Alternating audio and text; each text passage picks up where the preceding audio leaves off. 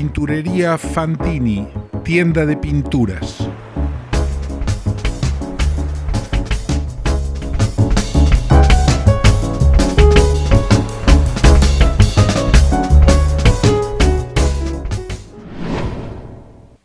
Hola, buenas noches.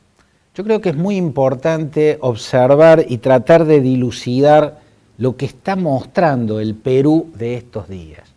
Este país que fue el escenario convulsionado de un caos institucional que generó un agujero negro en el sistema político, que dejó al país sin presidente durante larguísimas horas, ha mostrado escenas que nos muestran, por un lado, la decadencia de la dirigencia política y por otro lado, la conciencia democrática de la población. Un sistema político exhibe decadencia, salvajismo en sus luchas en el Congreso ante una población que muestra, con masivas protestas en las calles, un importante nivel de conciencia democrática. ¿Cómo empezaron estos hechos?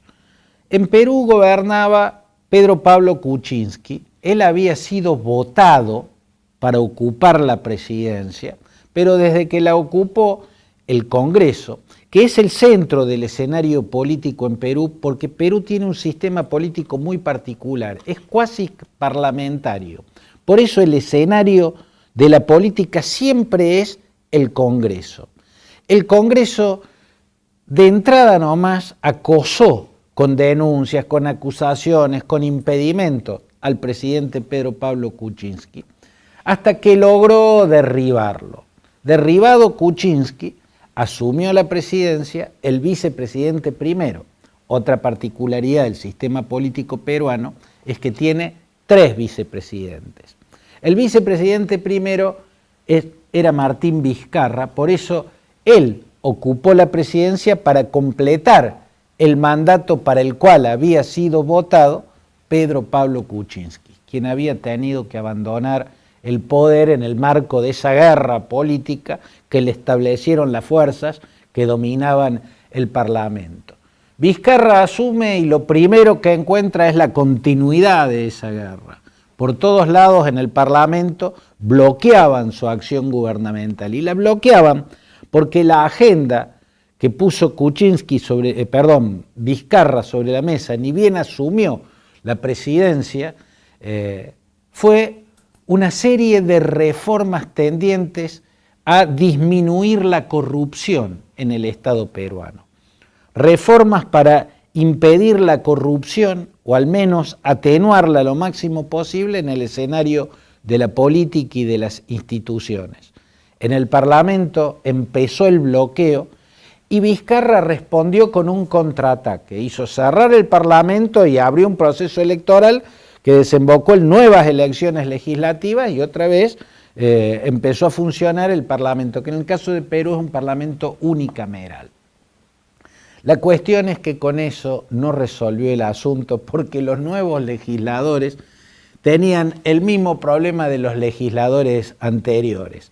Casi el 50%, si no más del 50% de quienes ocupan escaños en el Parlamento están salpicados por el caso Odebrecht, la extensión peruana del caso Odebrecht, o por otros escándalos de corrupción. Por lo tanto, siguieron haciéndole la guerra política al presidente Martín Vizcarra. En el marco de esa guerra política al presidente Martín Vizcarra, hace 2 meses le hicieron un juicio político. En Perú se llaman juicios de vacancia, un impeachment para destituirlo.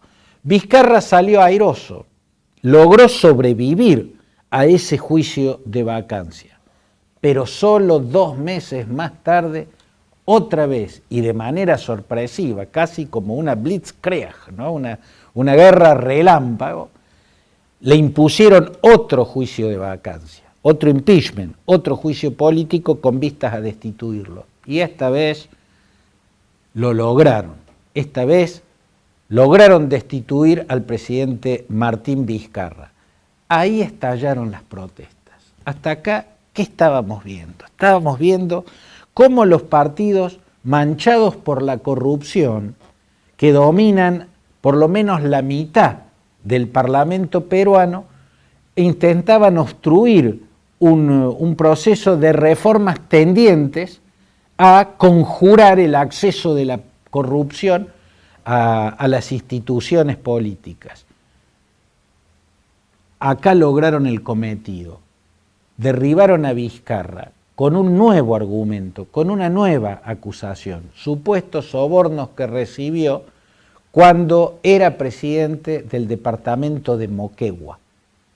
La verdad es que no está claro, yo no me atrevería a decir que el Martín Vizcarra es inocente, posiblemente no lo sea, posiblemente en realidad sí recibió sobornos de empresas que querían obtener obra pública cuando era gobernador de Moquegua. Pero lo que está claro es que en el Parlamento eso no se logró probar. No estuvo lo suficientemente probado como para ejecutar la destitución de un presidente. Lo que está claro es que acá hubo un choque entre dos artículos de la Constitución, el artículo 113 que establece la acción del juicio de vacancia y el artículo 117 de la Constitución peruana que establece la inmunidad presidencial. Nada se tuvo en cuenta. Por eso la sociedad salió a la calle a protestar contra la destitución del presidente Martín Vizcarra. Y a esto yo lo subrayo, porque los peruanos que salieron en inmensas cantidades, en cantidades oceánicas, en Lima y en las demás ciudades peruanas, a protestar contra la destitución de un presidente en lo que era verdaderamente un golpe parlamentario, no son vizcarristas, no es por simpatía con ese presidente,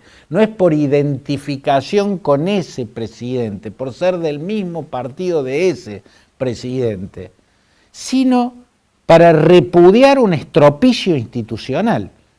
Para eso salieron a las calles. O sea, fue una protesta espontánea de la sociedad en defensa de la democracia.